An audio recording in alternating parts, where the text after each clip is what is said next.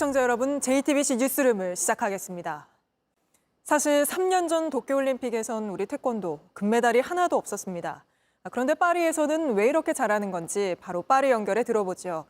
자, 온누리 기자, 태권도는 사실 우리가 종주국이긴 하지만 한동안 부진했잖아요. 부활의 비결이 뭔가요? 네, 태권도에선 어제 남자 58kg급 박태준에 이어 오늘 여자 57kg급 김유진까지 모두 금빛 발차기가 계속되고 있습니다. 오늘 남자 80kg급 서건우 선수도 조금 전 이곳에서 16강전에서 승리해 8강으로 나아갔습니다. 이렇게 잘하는 비결로는 양궁 같은 공정한 선수 선발이 꼽힙니다. 남자 58kg급에서 박태준 선수가 장준 선수에게 7전 7패, 전패를 당했지만 다른 고려 없이 선발전 승리로 국가대표를 확정했습니다. 여자부에서도 올림픽에 어떤 선수를 어떤 체급에 출전시킬지 고민할 때 두 차례 경기력 향상위원회를 열어 우리가 가장 경쟁력이 있는 체급을 골랐다고 합니다. 이후 내부 선발전 역시 공정한 절차를 거쳤고 57kg급에서 김유진 선수가 선발됐는데요. 결국 투명하고 공정한 절차가 이번 올림픽에서 합당한 결과로 이어지는 것 같습니다. 네, 공정한 선발이 정말 중요한 것 같습니다. 네, 태권도뿐 아니라 우리 선수들 이번에 너무 잘하는데 벌써 금메달이 13개인 그 비결은 뭔가요? 네, 우리는 앞서 축구 같은 구기 종목의 부진 속에 1976년 몬트리올 대회 이래 가장 적은 선수인 144명만 파리올림픽에 나섰는데요. 그런데 벌써 13개의 금메달을 따냈죠. 2008년 베이징 올림픽, 2012년 런던 올림픽에 이어 단일 대회 최다 금메달입니다. 아직도 대회가 남아 있어서 근대 5종이나 태권도에서 추가 금메달도 기대를 하고 있습니다. 선수들을 만나보니 과거와 좀 다른 분위기가 느껴지는데요.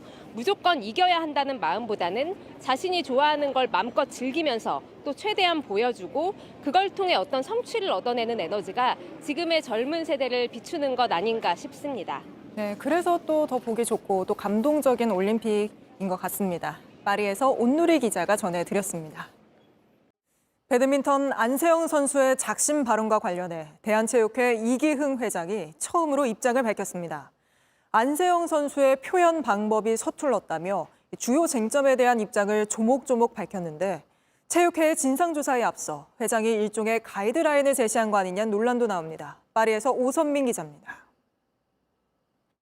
이렇게 금메달 하나밖에 안 나오는 게 좀 돌아보야 되지 않나 시점인 것 같습니다. 안세영은 금메달을 받고 가장 환호해야 할 순간 배드민턴 협회와 대표팀의 선수 관리 시스템을 겨냥해 쓴소리를 던졌습니다. 선수가 부상 관리를 비롯해 제대로 보호받지 못하고 있다는 목소리였습니다.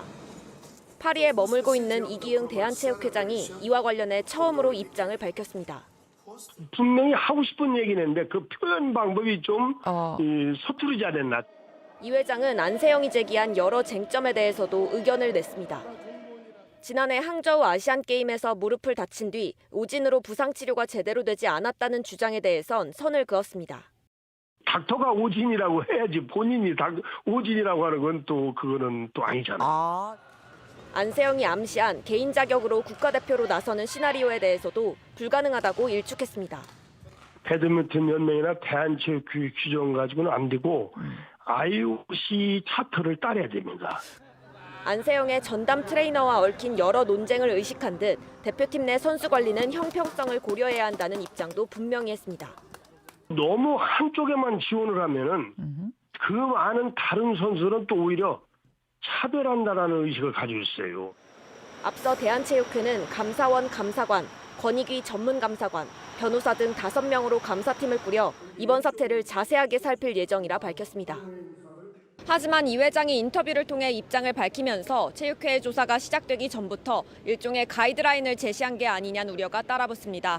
파리에서 JTBC 오선민입니다. 배드민턴 협회와 관련해 저희가 새롭게 취재한 내용으로 이어가겠습니다.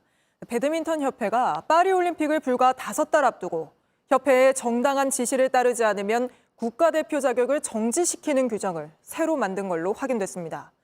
협회 눈밖에 난 선수를 잘라낼 수 있는 규정이 될 수 있는 건데 배드민턴계에서는 사실상 안세영 찍어내기 아니냐는 말까지 나오고 있습니다. 먼저 최연수 기자의 단독 보도입니다. 안세영 선수가 지난 5일 금메달을 따고 배드민턴 협회를 향해 작심 발언을 쏟아냈습니다. 대표팀을 나간다고 해서 올림픽을 못 뛰게 되는 거는 조금 선수에게 조금 야박하지 않나 생각하고 있고요. 선수의 어떠한 자격도 박탈당하면 안 된다고 생각을 하고 있어요. 안 선수가 이런 발언을 한 배경은 올림픽 5달 전인 지난 2월 배드민턴협회 이사회 회의록에 나와 있습니다. 가장 눈에 띄는 건 한 페이지를 가득 채워 추가된 국가대표 대상 제외 기준입니다. 협회의 정당한 지시를 따르지 않으면 국가대표 자격을 정지시킨다고 적혀 있습니다.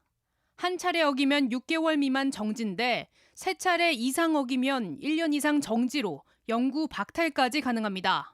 정당한 지시란 자의적인 기준으로 협회 눈밖에 난 선수를 잘라낼 수 있는 겁니다. 또 품행, 성격 등이 단체 생활이 맞지 않으면 최대 2년까지 자격 정지를 할 수 있는 조항도 신설했습니다. 이 조항들은 내년부터 적용됩니다.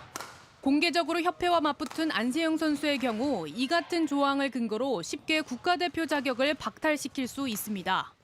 한 국가대표 코치 출신 배드민턴계 인사는 안 선수를 겨냥한 규정으로 보일 수밖에 없다고 말했습니다.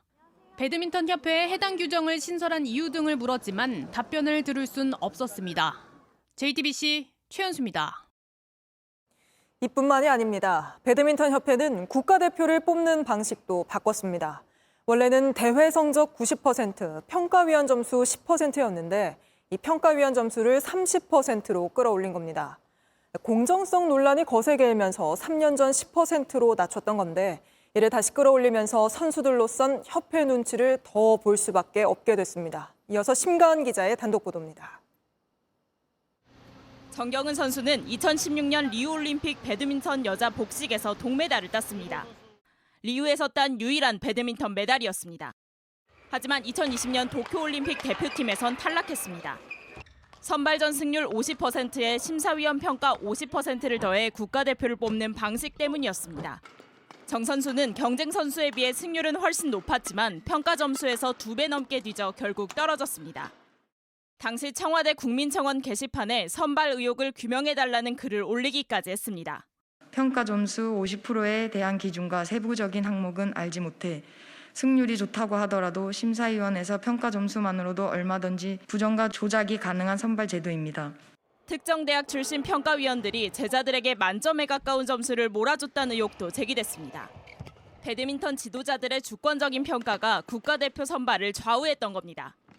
공정성 논란이 거세지자 협회는 대회 성적 90%, 평가위원 점수 10%로 선발 기준을 개선했습니다. 6명 남짓인 평가위원들도 전부 다른 대학 출신들로 구성되도록 했습니다.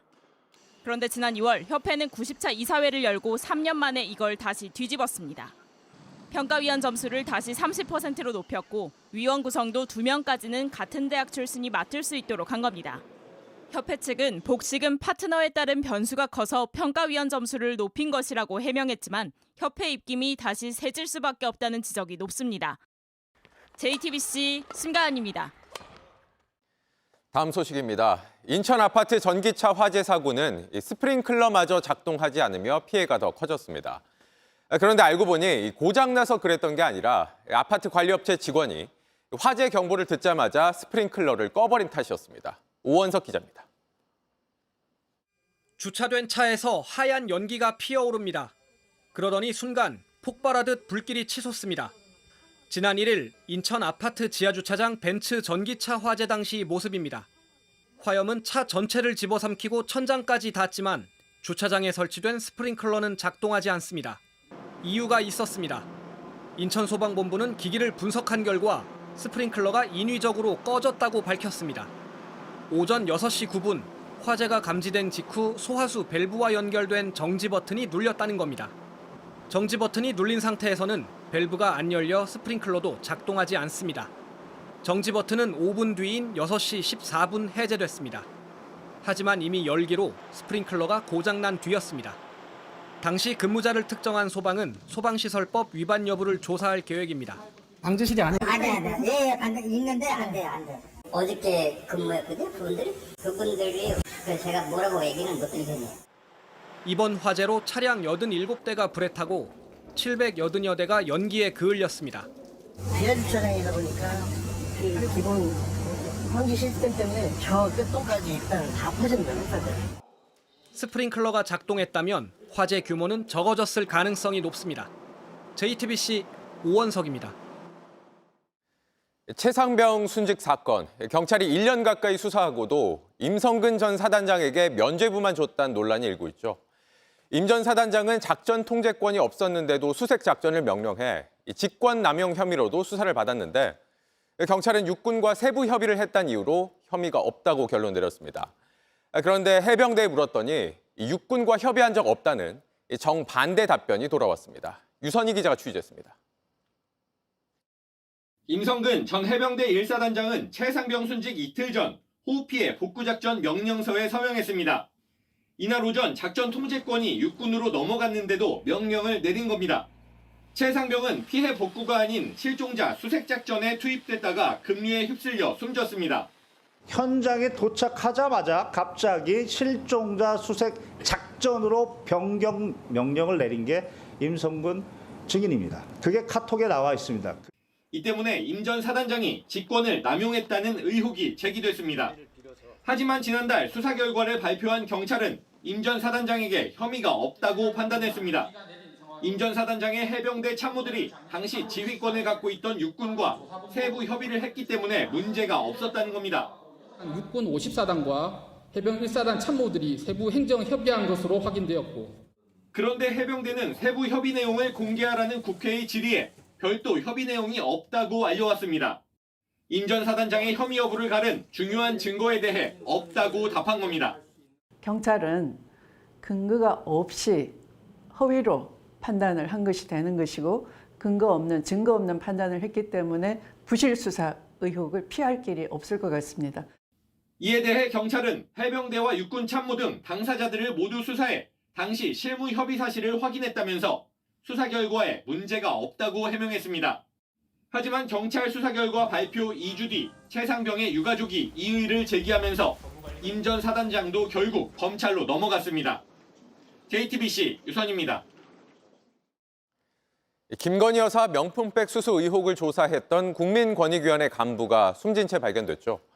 숨진 간부는 2달 전 명품백 사건을 종결 처리한 뒤에 주변에 무력감을 토로해온 걸로 전해졌는데 이걸 놓고 정치권 공방이 벌어지고 있습니다. 신진 기자입니다. 국민권익위원회 김모 국장은 오랫동안 부패 방지 업무를 맡아왔습니다. 이 분야의 전문가였고 지난해 부패 방지를 주제로 박사학위도 받았습니다. 이런 김 국장, 지난 6월 권익위가 김 여사 명품 가방 수수 사건에 대해 위반 사항 없음 결정을 내린 뒤 자괴감을 토로해온 것으로 알려졌습니다. 숨지기 며칠 전 지인과의 통화에선 수년 동안 해온 일과 다르게 흘러가는 상황인데도 할 수 있는 게 없다고 말한 걸로 취재됐습니다. 후배들에게 면목이 없어 자리를 내려놔야 할 것 같다는 취지로도 말한 것으로 전해졌습니다. 김 국장 주변의 여러 지인들은 비슷한 증언을 했습니다. 김 국장이 부패 방지 업무에 대한 사명과 애착이 강했고 그만큼 상심의 깊이가 컸다고 했습니다.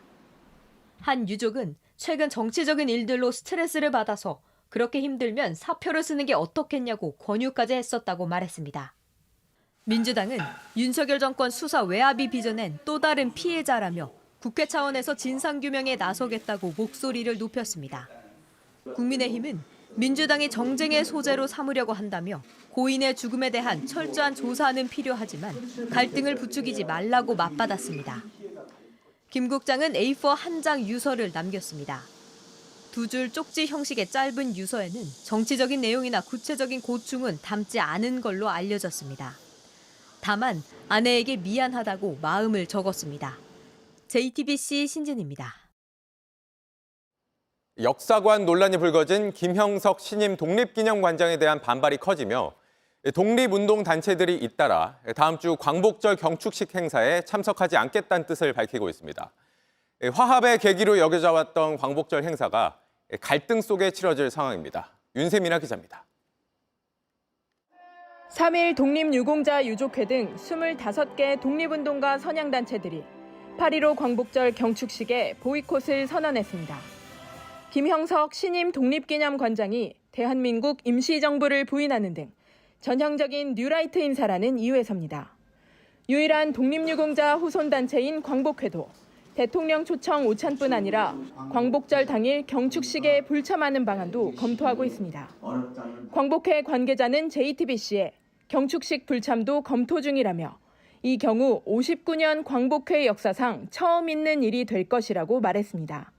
지난해 대통령 초청 오찬에선 독립유공자와 후손 158명이 참석했는데 이 가운데 140여 명이 광복회 회원들이었습니다. 정치권에선 조국혁신당이 경축식 불참을 선언했고 더불어민주당은 14일 독립기념관 앞에서 규탄 대회를 열기로 했습니다. 이런 가운데 독립기념관장 후보에 지원했던 김구 선생의 손자 김진 광복회 부회장 등이 관장 임명의 효력을 멈춰달라며 법원에 가처분 신청을 냈습니다.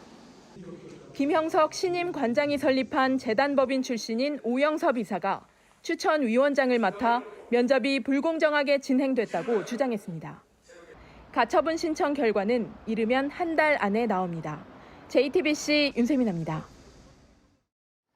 김경수 전 경남지사가 광복절 특별사면 복권 대상자 명단에 포함되자 야권의 반응은 미묘하게 갈렸습니다. 김 전 지사 복권을 환영한다면서도 친명계에선 이재명 전 대표 체제를 흔들려는 의도가 있는 것 아니냐는 반응이 나왔습니다. 최규진 기자입니다. 김경수 전 지사가 광복절 특별사면 및 복권 심사 대상에 포함됐다는 소식에 민주당에선 즉각 환영한다는 반응이 나왔습니다. 당연히 환영할 만한 사안이라고 생각합니다. 실제로 만약에 김경수 전 지사 등이 특정이 된다면 그때 당 차원의 입장 표명이 다시 한번 있을 예정입니다.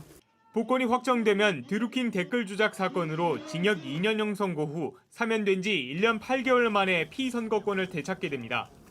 당장 내후년 지방선거부터 출마할 수 있습니다. 당 안팎에선 원조 친노 친문인 김 전 지사가 복권되면 이재명 1국 체제의 외연을 넓힐 거란 기대감이 나옵니다. 대선 주자 후보군으로 거론되어 온 김 전 지사가 비명계의 구심점이 될 수 있다는 겁니다. 정치라는 게 특히 이제 대선 후보다 뭐 지도자다 그러면은 지지율이 뒷받침이 돼야 되거든요. 김경수 지사는 대권 후보로 거론되기 전부터 한 7%까지 갔던 적이 있어요. 친명계에선 이재명 체제의 균열로 이뤄지진 않을 것이라면서도 야권 분열을 노린 정치적인 노림수란 반응이 나왔습니다. 하필이면 민주당의 전당대회 과정에 복권을 하는 건 뭐 떨떠름하긴 하죠. 좀 정치적 의도가 있는 거 아니냐 이런 생각이 듭니다. 김 전 지사 측은 예정대로 올 12월쯤 귀국할 것으로 안다며 복권이 확정되면 입장 표명이 있을 것이라고 전했습니다. 최종 복권 여부는 다음 주 국무회의에서 윤석열 대통령이 결정합니다. JTBC 최규진입니다. 서울 지하철 구로역에서 작업 차량 2대가 부딪히는 사고로 2명이 숨지고 2명이 다쳤습니다. 선로도 차단하지 않고 안전장치도 부족한 위험한 상태에서 작업이 이뤄졌던 탓에 사망 사고까지 발생한 걸로 보입니다. 한민정 기자가 취재했습니다. 서울 1호선 구로역입니다. 오늘 새벽 2시 20분쯤 이곳에서 작업 차량들이 부딪히면서 2명이 숨지고 2명이 다쳤습니다. 모두 코레일 소속 직원입니다. 사고가 발생한 선로입니다. 작업자들은 저령 구조물 교체 작업을 하다가 변을 당한 것으로 전해졌습니다. 지금은 출입을 통제하고 있습니다. 고압 선로 보수를 위해 작업차가 한 대 서 있었고 그 위에 펼쳐진 작업대 위로 3명이 올라갔습니다. 그러다 옆 선로를 지나던 점검 차량이 작업대를 들이받은 겁니다. 사고가 난 작업차는 지난 2022년 새로 도입됐습니다. 기존 작업차와 달리 작업대를 위로 올린 뒤 넓게 펼칠 수 있습니다. 작업차가 서 있던 선로는 통제가 됐지만 작업대가 넘어갈 수 있는 옆 선로는 미리 막지 않았습니다. 작업대 위로 올라가서 작업하는 차상 작업 시 인접 선로를 차단하라는 강제 조항은 없는 것으로 파악됐습니다. 열차 감시자도 현장에 없던 것으로 나타났습니다. 선로 작업 시에는 열차 감시자를 배치해야 하지만 차상 작업을 할 때는 관련 규정이 없기 때문입니다. 안전 매뉴얼을 제대로 손보지 않은 겁니다. 경찰과 소방은 자세한 사고 경위를 조사하고 있습니다. 고용노동부도 중대재해처벌법 적용 여부를 검토하고 있습니다. JTBC 한민정입니다. 이번 사고로 코레일에서 일했던 30대 청년 2명이 목숨을 잃었습니다.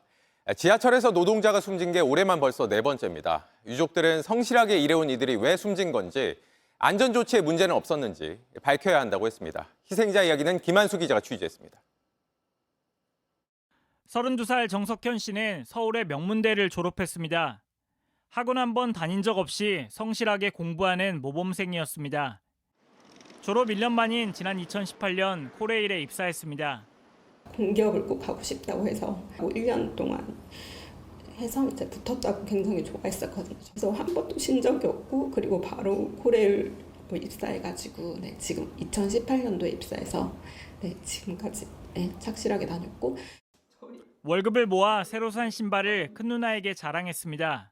제일 좋은 거 샀다고 처음으로 좋은 거 샀다고 저희한테 자랑해가지고 저희가 너무 비싼 거 산 거 아니야 이러면서 막. 멀리 사는 가족들에겐 항상 다정했던 막내 아들이었습니다. 운동하는 것부터 밥 먹는 것까지 일상을 공유했습니다. 얼마 전 세상에 나온 조카의 이름도 함께 지어줬습니다. 엄청 가족들에게 잘하고 딸 같은 막내 아들이었어요. 저희 부모님이 그래서 지금 되게 상심이 크세요. 어제 저녁에도 정 씨는 가족들과 연락했습니다. 그런 정 씨가 오늘 새벽 2시 14분 선로위에서 쓰러졌습니다. 가족들은 3시간이 지나서야 믿기지 않는 소식을 들었습니다. 처음 소식을 알린 건 소방도 경찰도 코레일도 아니었습니다. 동료였습니다. 저희는 안전하다고 생각한 직장에서 이렇게 갑작스러운 이런 사고가 발생하는지 지금도 실감이 나지 않고 많은 분들이 관심 가져주시고 사고 경위에 대해서도 신속하게 좀 조사가 잘 이루어졌으면 좋겠습니다. 유족들은 제2의 석현 씨가 나와선 안 된다며 정확한 진상 조사를 요구하고 있습니다. JTBC 김한수입니다. 서울 그린벨트를 풀어 주택 공급을 늘리겠다는 어제 정부 발표 이후 실제 입주까지 너무 오래 걸리는 거 아니냐 논란이 일자 정부가 진화에 나섰습니다. 그린벨트는 보상이 상대적으로 쉬운 만큼 5년, 6년이면 분양까지 가능하다고 밝혔습니다. 하지만 여전히 지금의 부동산 불안 심리를 잠재울 수 있을지는 미지수라는 지적이 나옵니다. 이상화 기자입니다. 국토교통부와 서울시는 88 대책에 따라 서울 19개 구와 경기도 하남 4개 동의 그린벨트 총 135제곱킬로미터 택지를 토지거래 허가구역으로 지정했습니다. 기본적으로 사람들이 선호하는 입지, 그리고 소위 말하는 선호 입지 중심으로 할 거고요. 그 다음에 그린벨트 하더라도 환경적 보존 가치가 높은 지역, 이건 여전히 제외를 할 거고. 다만 실제 입주까지 시간이 너무 많이 걸린다는 비판이 커지자 정부는 오늘도 진화에 나섰습니다. 개발적으로 상대적으로 다른 지역과 달리 지장문에 이렇게 적습니다. 앞으로 5년, 6년 후면 일반 분양에 들어간다는 겁니다. 하지만 현장에선 쉽지만은 않을 거란 평가가 많습니다. 실제 그린벨트가 일부 포함된 3기 신도시의 경우 첫 분양은 올 하반기에야 시작됩니다. 공급을 서두르겠다고 했지만 사업 유찰과 문화재 조사 등으로 계속 미뤄지며 2018년 9월 발표부터 첫 분양까지 6년이 걸렸습니다. 문제는 아직도 첫 삽을 못 든 곳이 60%가 넘는다는 겁니다. 택지 개발을 하더라도 최소한 7, 8년이 기간이 소요가 되고 지금 시장 자체가 불안한데 이후에도 이러한 수요가 있는지 사실 의문이고. 정부가 아파트로 몰린 수요를 분산하기 위해 내놓은 신축 빌라 매입 정책도 우려가 많습니다. LH가 민간이 짓는 서울 신축 빌라는 무제한 사들여 전 월세로 공급하는 방식인데 오르는 공사비를 감당할 수 있을진 의문입니다. 지금 건축비가 50% 이상 늘어났고 이렇게 하니까 작년에 접수가 4%밖에 안 됐대요. 현장 사업이 너무 지금 어렵거든요. JTBC 이상화입니다. 경남은행에서 무려 3,089억 원을 횡령한 혐의로 재판에 넘겨진 전직 간부가 징역 35년에 추징금 159억 원을 선고받았습니다. 반성문을 거의 매일 써서 200개나 냈지만 재판부는 출소한 뒤에도 이 돈으로 이익을 누리면 안 된다며 중형을 선고했습니다. 여도현 기자입니다. 줄지어 있는 골드바 100억 원어치입니다. 김치통엔 현금 4억 원이 담겨 있습니다. 명품 신발과 가방에 수십억 원의 돈 뭉치도 쌓여 있습니다. 모두 경남은행 간부였던 이모 씨 은신처에서 검찰이 찾아낸 겁니다. 처음 재판에 넘겨질 땐 횡령액이 1,300억 원이었습니다. 하지만 재판 과정에서 금융감독원이 1,600억 원 넘게 더 찾아냈습니다. 모두 3,089억 원, 역대 최대 횡령 규모입니다. 이 씨가 15년 동안 부동산 사업 대출 업무를 하면서 빼돌렸습니다. 시행사가 돈을 빌려달라는 것처럼 꾸며 대출금을 가로채고 사후 관리까지 맡아 완벽하게 속였습니다. 은행은 그동안 한 번도 PF 대출을 점검하지 않았습니다. 이 씨는 거의 매일 반성문을 써서 재판부에 냈습니다. 검찰은 징역 40년을 구형했고 법원은 오늘 징역 35년에 추징금 약 159억 원을 선고했습니다. 재판부는 천문학적인 금액을 횡령했다며 출소 이후에도 이익을 누릴 기회를 박탈해야 한다고 밝혔습니다. 횡령한 돈인 줄 몰랐다고 주장한 공범증권사 직원 황 씨는 징역 10년에 약 11억 원의 추징 명령이 내려졌습니다. 앞서 돈을 숨긴 아내와 친형은 징역 1년 6개월을 선고받았습니다. JTBC 여도현입니다. 부족한 농촌 일손을 메꾸러 온 외국인 계절 근로자들이 일터에서 성추행을 당했다고 신고했습니다. 가해자로 지목된 70대 농업법인 대표는 말이 안 통해 손발짓을 하다 보니 생긴 일이라며 억울하다는 입장인데 경찰이 해당 대표를 입건하고 조사하고 있습니다. 정진명 기자입니다. 작업복을 입은 여성들이 그늘에서 쉬고 있습니다. 그 사이 흰 모자를 쓴 남성이 한 여성과 이야기를 나눕니다. 남성은 여성의 얼굴을 만지고 등에 손을 얹습니다. 대화는 앉아서도 계속됩니다. 여성 쪽으로 몸을 바짝 붙였고 손은 계속 뒤로 뻗어 여성이 엉덩이 부분에 둔 물건을 들었다 놨다 합니다.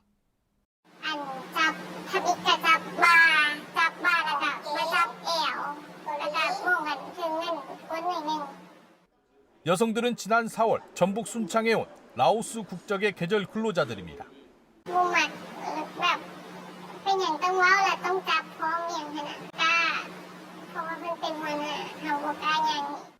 지역 농업법인 대표인 78살 김모 씨에게 성추행을 당했다고 했습니다. 경려냐 성추행이냐 하는 그 애매한 선상이 있었습니다. 그때 제보가 있었고. 계절 근로자를 데려다 법인과 연결해준 순창구는 감사를 벌인 끝에 지난달 11일 경찰에 수사 의뢰했습니다. 처음 제보자를 포함해 20대부터 40대 계절 근로자 6명이 피해를 호소했습니다.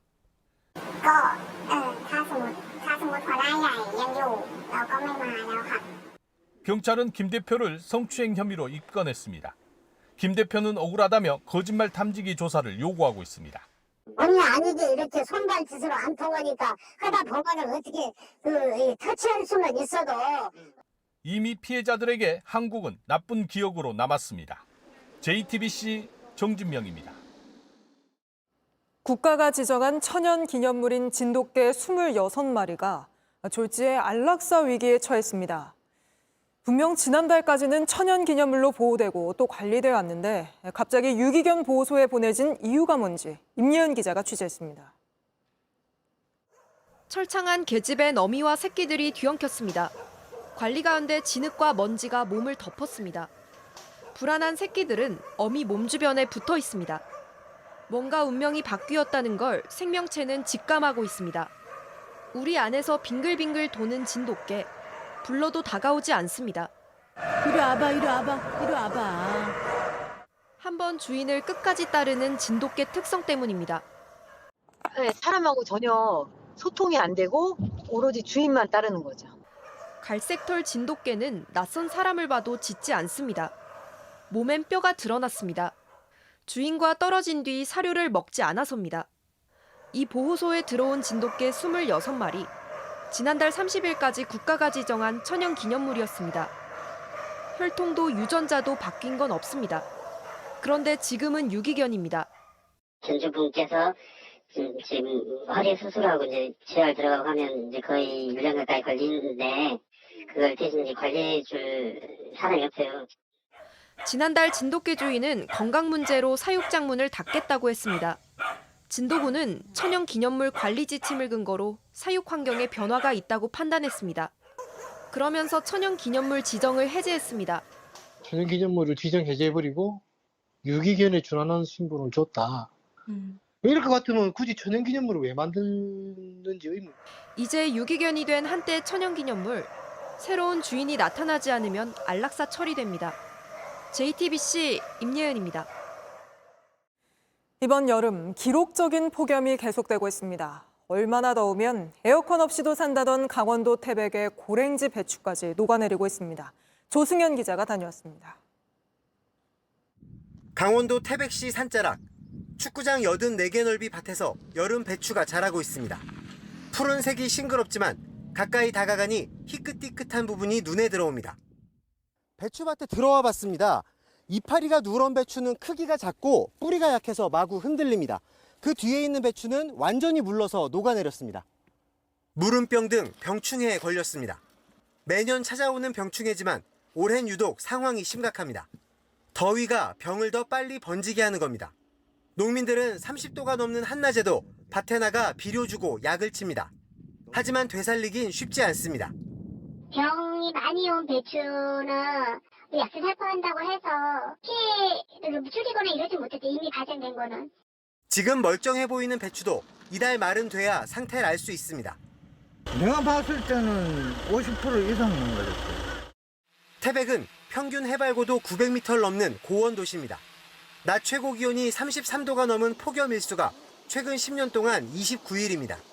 같은 기간 서울의 폭염 일수는 168일이었습니다. 최근 10년 동안 열대야는 단 한 번도 없었습니다. 에어컨 실외기 달린 집을 찾아보기 어려울 정도로 시원한 곳이었습니다. 낮에는 좀 더운데 밤에는 난방을 켜고 이불을 덮고 자야 되는데. 하지만 올여름 폭염은 태백도 비켜가지 않았습니다. 내가 60년 가까이 이상 살았는데 이 올해같이 더운 거는 많이 못 느껴봤어요. 올해는 참말로 더워요. 낮에 30도를 넘은 날이 벌써 27일입니다. 지난 1일부터 일주일 동안 폭염주의보도 내려졌습니다. 시원했던 곳인 만큼 사람도 농작물도 낯선 더위가 더 견디기 어렵습니다. JTBC 조승현입니다. 일본은 어제 발생한 강진이 100년에 한 번 있는 난카이 대지진의 전조일 수 있다는 불안이 커지고 있습니다. 실제 발생할 경우 사망자가 32만 명에 달하는 등 동일본 대지진을 뛰어넘을 수 있다는 관측이 나오면서 일본 전역에 비상이 걸렸습니다. 도쿄 김현애 특파원입니다. 사무실 집기들이 요동칩니다. 건물이 심하게 흔들리고 낮은 산은 우르르 무너져 내립니다. 콘크리트 전봇대는 부러져 나갔고 음식점 안은 깨진 그릇으로 발 디딜 틈이 없습니다. 지난 8일 일본 미야자키현 앞바다에서 규모 7.1의 지진이 발생하면서 일본에선 13명이 다치는 피해를 입었는데 일본 기상청은 전례 없는 발표를 내놨습니다. 이번 지진을 계기로 난카이 대지진이 발생할 수 있다는 주의보를 내놓은 겁니다. それよりも大きな地震が起きる可能性が普段よりも高くなったということには十分ご注意をいただきたいと思います。 난카이란 태평양과 인접한 일본의 시즈오카에서 규슈에 이르는 지역을 뜻하는데 이곳에 있는 해곡에서 대지진이 발생할 수 있으니 대비를 해야 한다고 밝혔습니다. 100년에서 150년 주기로 이곳에서 대지진이 발생하는데 2011년 동일본 대지진과 맞먹는 수준이 될 수 있다는 겁니다. 일본 NHK에 따르면 난카이 대지진이 실제로 발생한다면 최악의 경우 32만 명에 달하는 사망자가 발생하는 것으로 추산됐습니다. 일본 정부는 오키나와까지 총 29곳의 지방에 대지진 주의 임시 정보를 발령했습니다. 대지진 주의 발표에 일부 신칸센은 앞으로 일주일간 운행 속도를 늦추기로 했습니다. 통신회사들도 통신장애를 대비해 긴급 태세에 들어갔습니다. 기시다 후미오 일본 총리도 당초 예정했던 중앙아시아 순방 계획을 취소했습니다. 지진이 잦은 일본이지만 난카이 대지진 주의보에 일본 열도는 잔뜩 긴장한 모습입니다. 도쿄에서 JTBC 김현예입니다. 미국 대선 소식입니다. 민주당 해리스, 공화당 트럼프 후보가 다음 달 10일 첫 TV 토론을 벌입니다.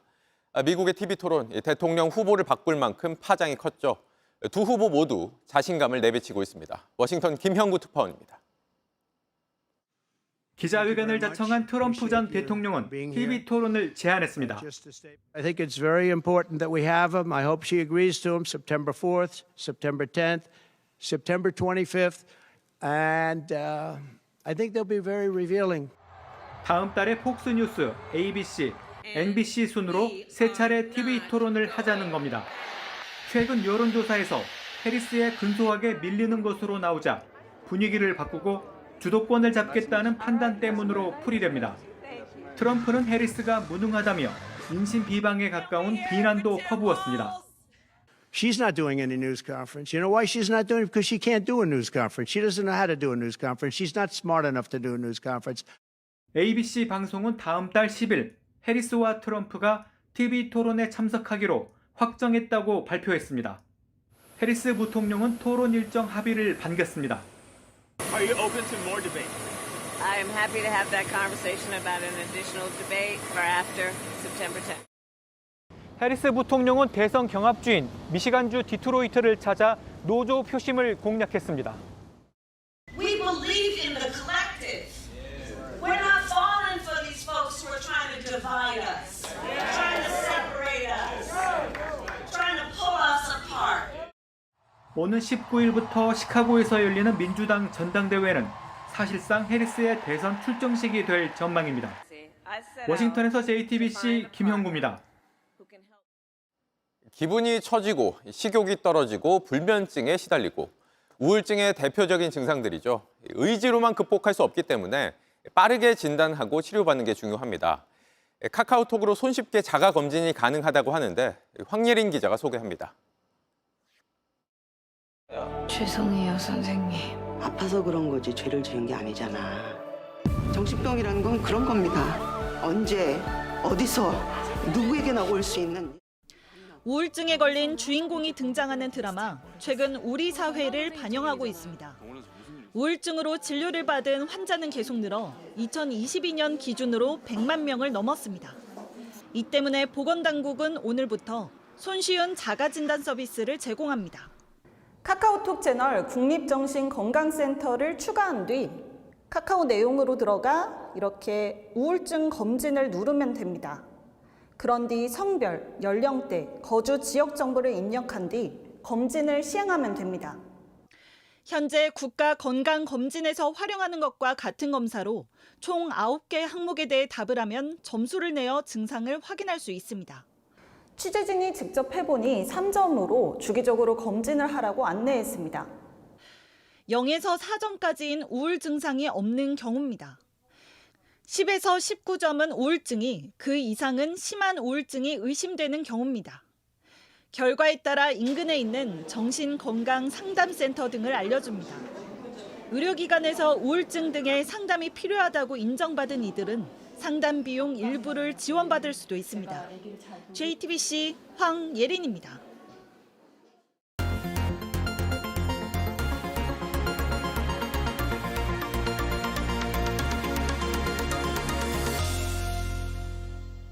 요즘 인천공항 문을 연 이후 가장 많은 사람들이 몰리고 있다고 합니다.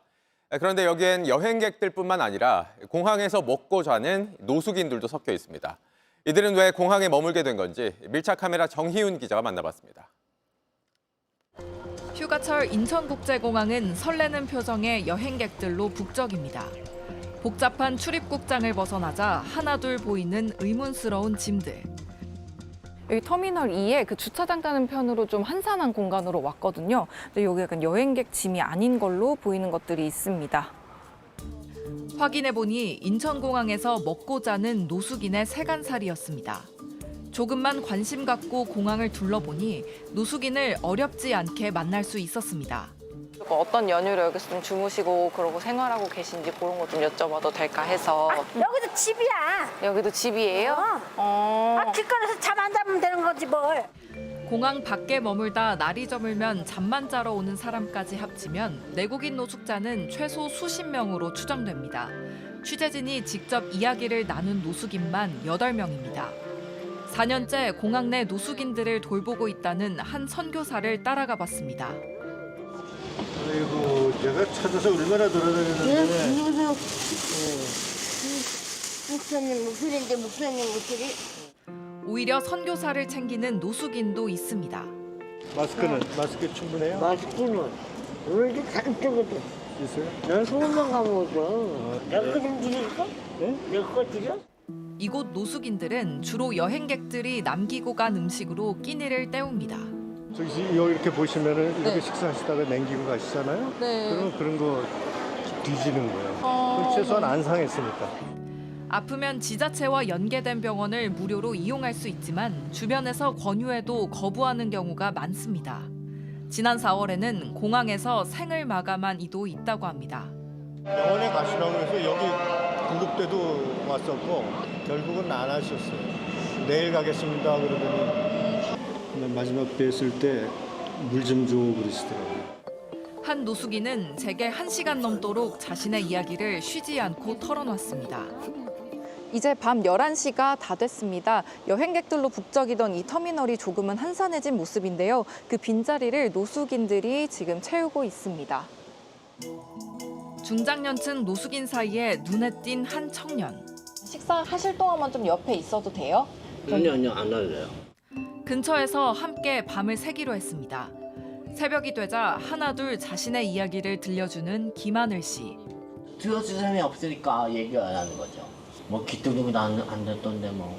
누가 그렇게 귀등으로도 안 들었대? 유일한 말동무였던 부모님은 3년 전 음주운전 차량에 치여 세상을 떠났다고 합니다. 나 진짜 어떻게 견디셨어요? 부모님 그렇게 되시고. 약도 먹고 그랬죠. 너무 힘들어서? 네. 왜냐면 주변에 아는 사람도 없고 말동무 하는 사람도 없고. 자활시설 관계자가 이따금씩 찾아오지만 김 씨는 노숙이 더 낫다고 합니다. 시설 같은 데 가면 좀 도와주실 분들도 있고 하니까. 싫어요. 뭐 시키는 대로 해야 되니까. 그게 제일 싫어요. 다음 날 아침 전날 만났던 노숙인들을 다시 찾아가 봤습니다. 새로운 삶에 대한 의지를 보이는 이도 있었습니다. 오늘 여기서 뭐 하실 계획인데? 오늘 저 면접 있어갖고 오늘 저 가야 돼요. 여름 휴가철 하루 이용객만 21만 명에 달하는 인천공항. 그 속에서 그림자처럼 웅크린 이 노숙인들의 이야기를 누군가는 좀 더 진득하게 들어줄 필요가 있어 보입니다. 밀착 카메라 정희윤입니다.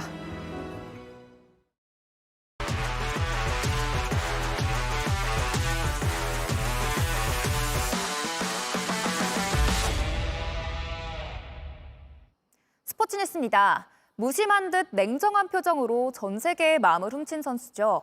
사격 김혜지 선수가 오늘 환영 행사 도중에 쓰러졌습니다. 다행히 의식을 곧 되찾았는데요. 올림픽을 준비하면서 또 올림픽 후에 계속되는 일정 속에서 피로와 스트레스가 겹쳤던 것으로 보입니다. 유한울 기자입니다. 소속팀이 마련한 환영식장에 들어선 김예지. 카메라를 향해 V를 그리며 환하게 웃고 행사가 시작한 뒤에도 여유로운 모습입니다. 일론 머스크님한테 감사드린다는 말씀을 하고 싶고요. 그리고 저번에 같이 밥을 먹자는 그런 이야기가 있었는데 제가 영어를 못한다고 했거든요. 계속해서 미소 띤 얼굴로 차분하게 답변을 이어갔지만 갑자기 정신을 잃고 쓰러집니다. 예, 갑자기 쓰러지셨어요. 현장에서 이뤄진 심폐소생술로 10분 만에 의식을 회복한 김예지는 들것에 실려 병원으로 옮겨졌습니다. 정밀 검사에선 다행히 별다른 이상 소견 없이 과로 때문인 걸로 나타났습니다. 프랑스 출국해가지고 지금까지 하루도 못 쉬고 있거든요. 아직 그 시차 적응 안 된 상태라 그리고 좀 아마 그 올림픽이라는 큰 무대에 서면서 긴장을 많이 했을 거예요. 이틀 전 귀국해 팬들의 환영을 온몸으로 받았지만 충분히 쉬지 못한 채 오늘 행사에 참석한 걸로 보입니다. 파리에서 10m 공기권총 은메달을 딴 김예지는 올림픽 내내 화제였습니다. 석 달 전 세계 신기록을 세운 당시 영상이 알려지면서 테슬라 최고 경영자 머스크가 찬사를 보내는 등 전 세계의 스타가 됐습니다. 이런 김예지가 쓰러졌다는 소식은 해외 언론에도 전해졌습니다. 몸 회복이 우선이니까요. 몸 회복부터 좀 하고 추스리고 나서 나중에 일정 진행하는 게 맞지 않나. 소속팀 임실군청 측은 선수단 건강이 최우선이라면서 서울에서 종합검진을 한 번 더 받게 할 생각이라고 밝혔습니다. JTBC 유한울입니다. 손흥민 선수에게 한 끼 식사를 같이 하고 싶은 사람이 있다면 누구냐고 물었습니다. 과연 어떤 사람을 말했을까요? Faker, esports star in Korea. 같이 밥 먹고 싶은 스타 3명을 뽑아달라고 했는데 가장 먼저 페이커를 말했습니다. 손흥민도 리그 오브 레전드 경기를 즐겨 한다고 하는데요. 그래서 페이커에 대한 팬심이 발동한 거 아닐까요? 두 번째로는 자신을 토트넘의 오랜 팬이라고 밝힌 스파이더맨의 톰 홀랜드 배우를 꼽았습니다. 그 다음으로는 농구 황제 마이클 조던이었네요. 손흥민은 스포츠 역사상 가장 위대한 4명을 뽑아달라는 질문을 받은 적이 있죠. 이때 호날두, 메시, NFL 전설인 톰 브래디, 그리고 조던을 꼽았습니다.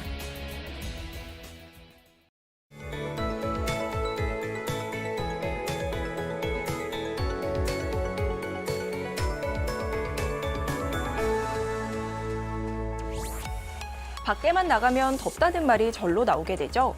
뜨거운 열기는 식을 생각을 안 하고 나날이 쌓여만 가는데요. 서울에는 19일 연속 열대야가 나타났고요. 폭염경보도 열흘째 계속되고 있습니다. 그 밖에 대부분 지역에도 폭염경보가 발효 중인 가운데 주말에도 최고 체감온도가 35도 안팎까지 올라 무척이나 무덥겠습니다. 뜨거운 환경에 장시간 노출되면 온열 질환에 걸릴 위험이 매우 높은데요. 벌써 누적 온열 질환자도 2,000명을 넘어섰습니다. 목이 마르지 않더라도 물을 자주 마시고 통풍이 잘 되는 밝은 색의 옷을 입으시는 게 도움되겠습니다. 이렇게 무더운 날씨엔 어김없이 소나기 구름이 만들어집니다. 내일은 중부와 호남, 경남 서부 내륙을 중심으로 5에서 40mm 정도 내리겠고요. 하늘이 맑다가도 순간적으로 강하게 쏟아질 수 있으니까요. 우산 챙겨서 나오시는 게 좋겠습니다. 소나기가 오지 않을 때는 구름 사이로 햇볕이 강하게 내리쬐겠습니다. 최저기온은 서울과 제주가 27도로 오늘도 밤더위에 조심하셔야겠고요. 한낮엔 청주 34도, 부산 33도까지 오르겠습니다. 다음 주에도 펄펄 끓는 더위는 계속되겠습니다. 날씨였습니다. 뉴스룸 저희가 준비한 소식은 여기까지입니다. 시청해주신 여러분 고맙습니다.